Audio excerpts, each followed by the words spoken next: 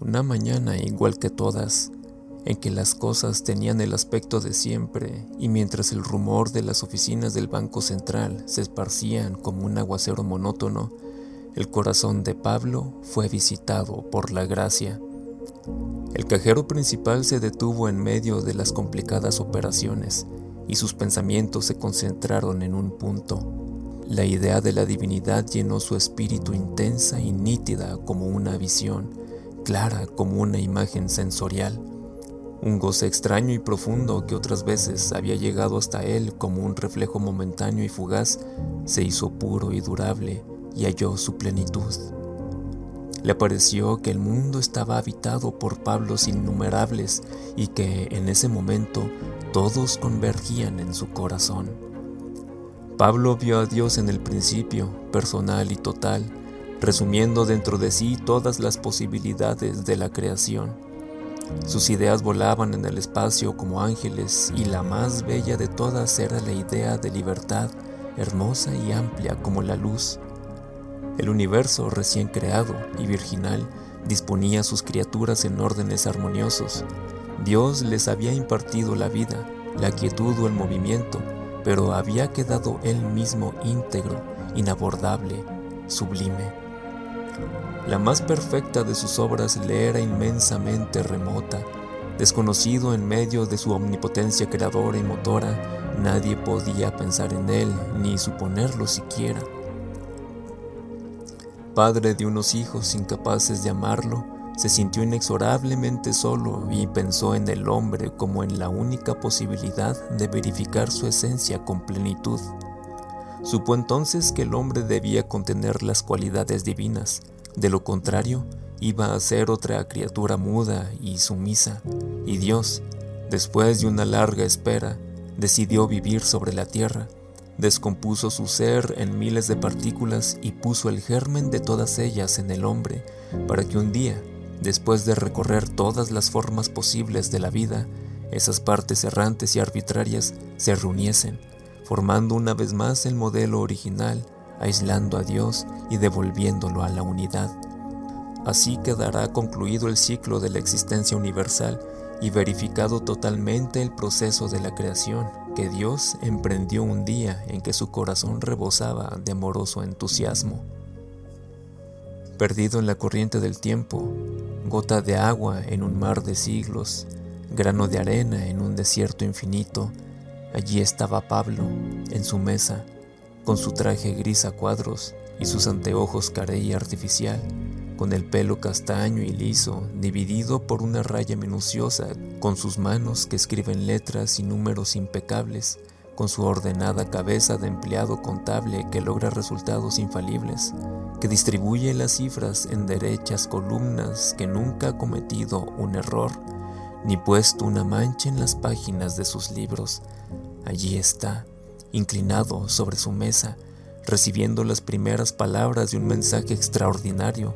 Él, a quien nadie conoce ni conocerá jamás, pero que lleva dentro de sí la fórmula perfecta, el número acertado de una inmensa lotería.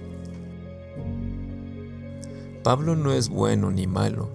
Sus actos responden a un carácter cuyo mecanismo es muy sencillo en apariencia, pero sus elementos han tardado miles de años en reunirse y su funcionamiento fue previsto en el alba del mundo. Todo el pasado humano careció de Pablo. El presente está lleno de Pablos imperfectos, mejores y peores, grandes y pequeños, famosos o desconocidos. Inconscientemente, todas las madres trataron de tenerlo como hijo. Todas delegaron esa tarea a sus descendientes con la certeza de ser algún día sus abuelas. Pero Pablo había sido concebido como un fruto indirecto y remoto. Su madre tuvo que morir, ignorante, en el momento mismo de su alumbramiento, y la clave del plan a que obedecía su existencia le fue confiada a Pablo durante una mañana cualquiera que no llegó precedida de ningún aviso exterior, en la que todo era igual que siempre y en la que resonaba el trabajo dentro de las extensas oficinas del Banco Central con su mismo acostumbrado rumor. Cuando salió de la oficina, Pablo vio el mundo con otros ojos, rendía un silencioso homenaje a cada uno de sus semejantes, veía a los hombres con el pecho transparente como animadas custodias, y el blanco símbolo resplandecía en todas. El Creador excelente iba contenido en cada una de sus criaturas y verificado en ella. Desde ese día, Pablo juzgó la maldad de otra manera, como el resultado de una dosis incorrecta de virtudes, excesivas las unas, escasas las otras, y el conjunto deficiente engendraba virtudes falsas que tenían todo el aspecto del mal. Pablo sentía una gran piedad por todos aquellos inconscientes portadores de Dios, que muchas veces lo olvidan y lo niegan, que lo sacrifican en un cuerpo corrompido. Vio a la humanidad que buscaba infatigablemente el arquetipo perdido. Cada hombre que nacía era un probable salvador, cada muerto era una fórmula fallida. El género humano, desde el primer día, efectúa todas las combinaciones posibles, ensaya todas las dosis imaginables con las partículas divinas que andan dispersas en el mundo. La humanidad esconde penosamente en la tierra sus fracasos y contempla con emoción el renovado sacrificio de las madres. Los santos y los sabios hacen renacer la esperanza, los grandes criminales del universo la frustran. Tal vez antes del hallazgo final aguarda la última decepción, y debe verificarse la fórmula que realice al hombre más exactamente contrario al arquetipo, la bestia apocalíptica que han temido todos los siglos. Pablo sabía muy bien que nadie debe perder la esperanza. La humanidad es inmortal porque Dios está en ella, y lo que hay en el hombre de perdurable es la eternidad misma de Dios. Las grandes hecatombes, los diluvios y los terremotos, la guerra y la peste no podrán acabar con la última pareja. El hombre nunca tendrá una sola cabeza para que alguien pueda cegarla de un golpe. Desde el día de la revelación, Pablo vivió una vida diferente. Cesaron para él preocupaciones y afanes pasajeros. Le pareció que la sucesión habitual de los días y las noches, las semanas y los meses había cesado para él. Creyó vivir en un solo momento, enorme y detenido, amplio y estático como un islote en la eternidad. Consagraba sus horas libres a la reflexión y a la humanidad. Todos los días era visitado por claras ideas y su cerebro se iba poblando de resplandores. Sin que pusiera nada de su parte, el hálito universal lo penetraba poco a poco y se sentía iluminado y trascendido, como si un gran golpe de primavera traspasara el ramaje de su ser. Su pensamiento se ventilaba en las más altas cimas.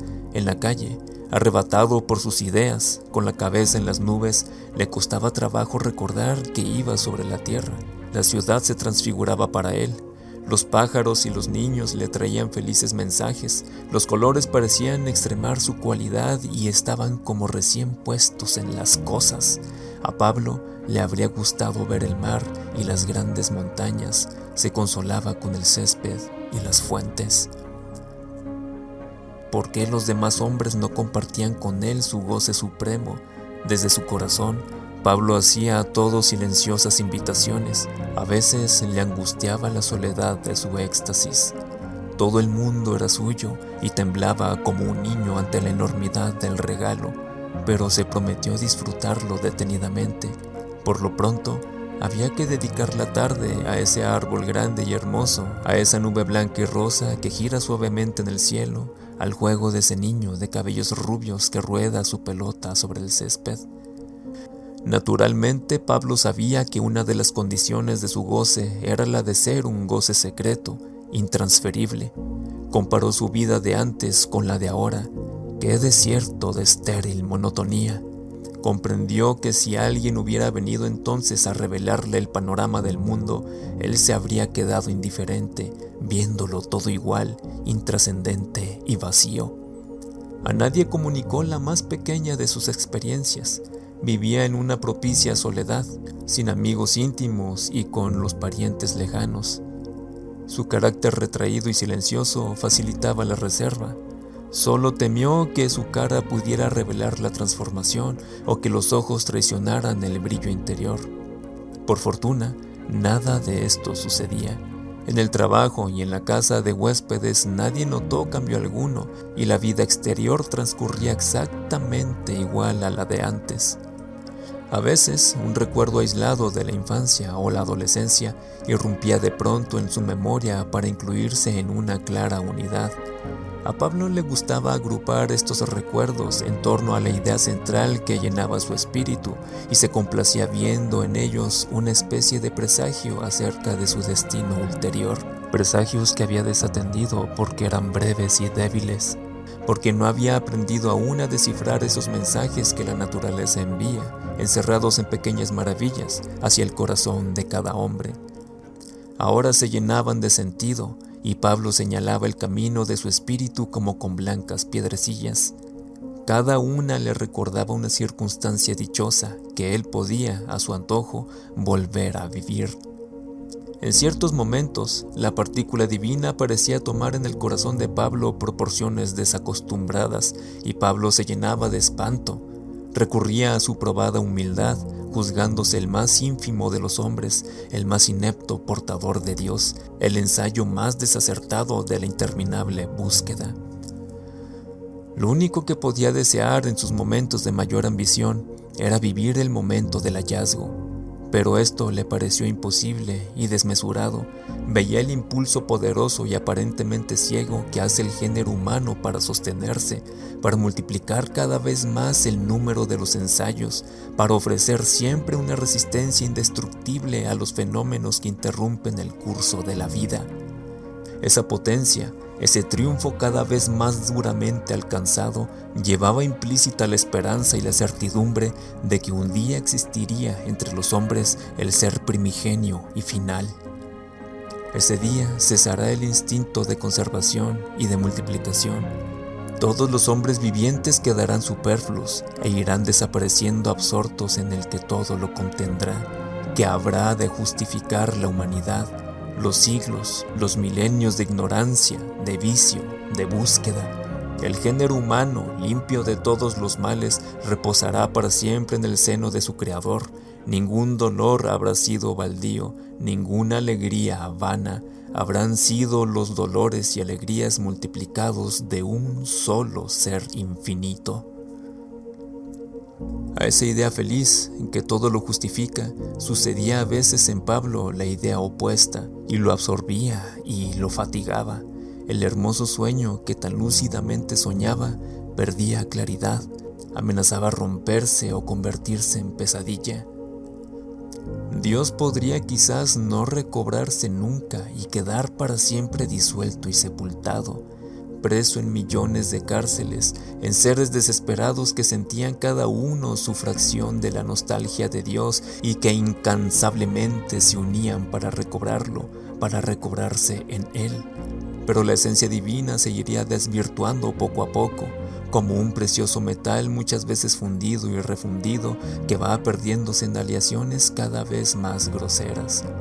El Espíritu de Dios ya no se expresaría sino en la voluntad enorme de sobrevivir, cerrando los ojos a millones de fracasos, a la diaria y negativa experiencia de la muerte.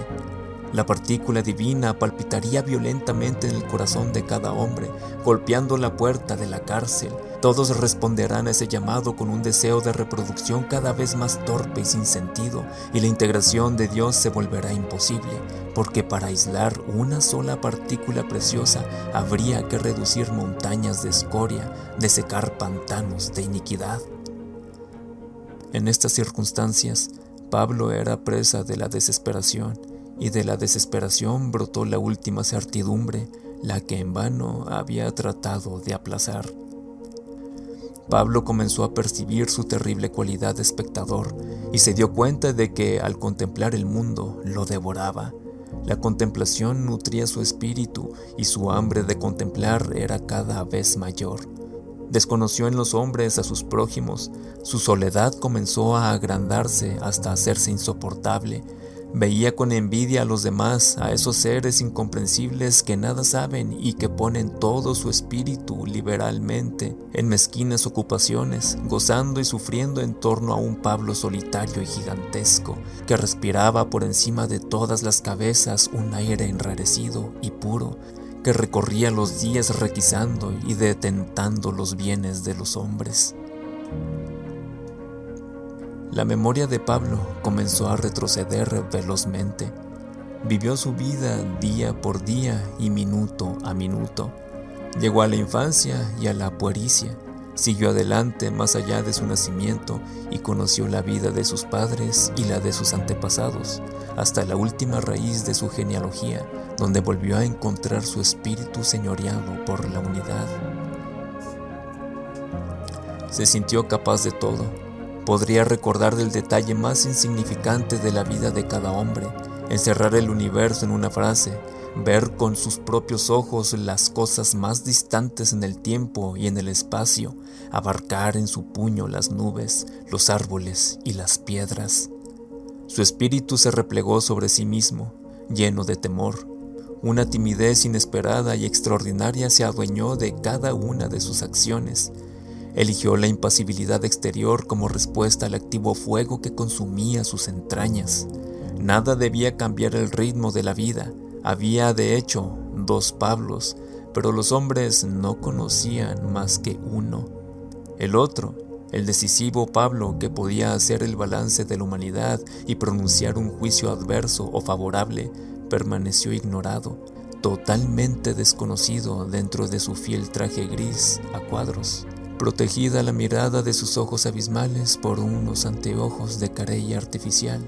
En su repertorio infinito de recuerdos humanos, una anécdota insignificante que tal vez había leído en la mañana sobresalía y lastimaba levemente su espíritu. La anécdota aparecía desprovista de contorno y situaba sus frases escuetas en el cerebro de Pablo. En una aldea montañosa, un viejo pastor extranjero logró convencer a todos sus vecinos de que era la encarnación misma de Dios. Durante algún tiempo, gozó de una situación privilegiada, pero sobrevino una sequía. Las cosechas se perdieron, las ovejas morían, los creyentes cayeron sobre el Dios y lo sacrificaron sin piedad. En una sola ocasión, Pablo estuvo a punto de ser descubierto.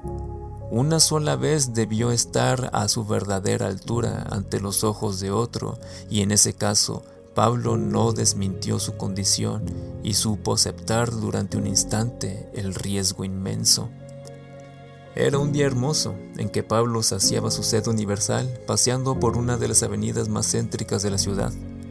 Un individuo se detuvo de pronto a la mitad de la acera, reconociéndolo. Pablo sintió que un rayo descendía sobre él, quedó inmóvil y mudo de sorpresa. Su corazón latió con violencia, pero también con infinita ternura. Inició un paso y trató de abrir los brazos en un gesto de protección, dispuesto a ser identificado, delatado, crucificado.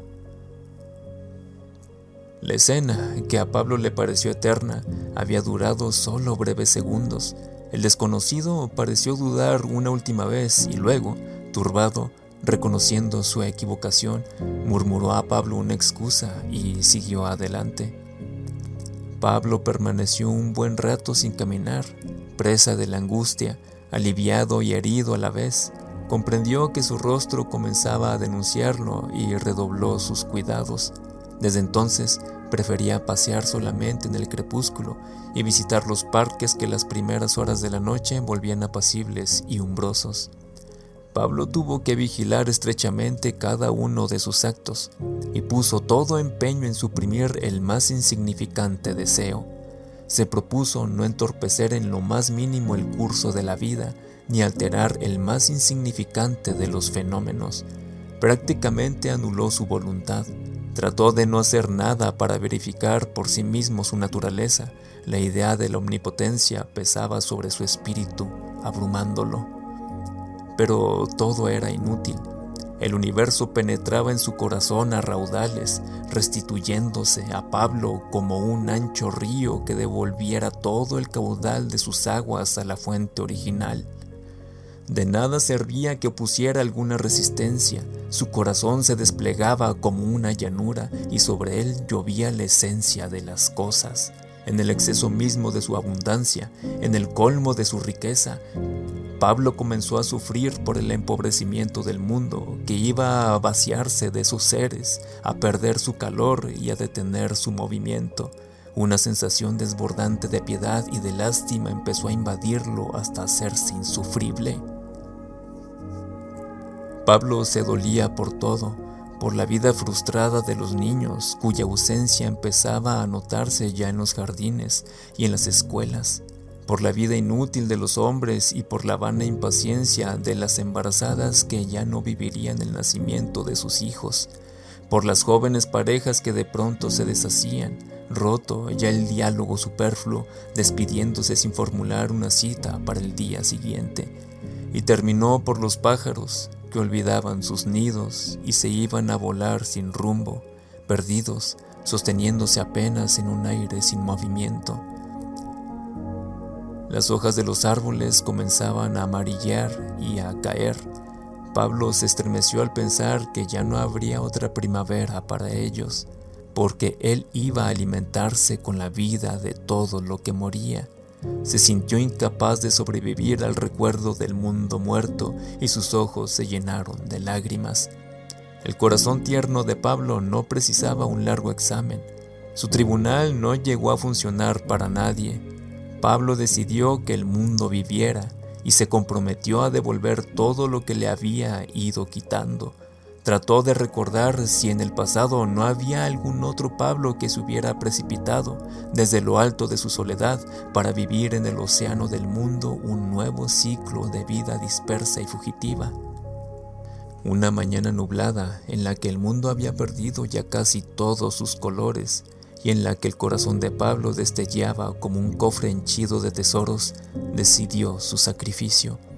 Un viento de destrucción vagaba por el mundo, una especie de arcángel negro con alas de cierzo y de llovizna que parecía ir borrando el perfil de la realidad, preludiando la última escena. Pablo lo sintió capaz de todo, de disolver los árboles y las estatuas, de destruir las piedras arquitectónicas, de llevarse en sus alas sombrías el último calor de las cosas. Tembloroso, sin poder soportar un momento más del espectáculo de la desintegración universal, Pablo se encerró en su cuarto y se dispuso a morir. De modo cualquiera, como un ínfimo suicida, dio fin a sus días antes de que fuera demasiado tarde y abrió de par en par las compuertas de su alma.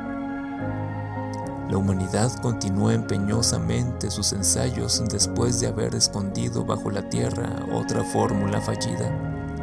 Desde ayer, Pablo está otra vez con nosotros, en nosotros, buscándose. Esta mañana, el sol brilla con raro esplendor.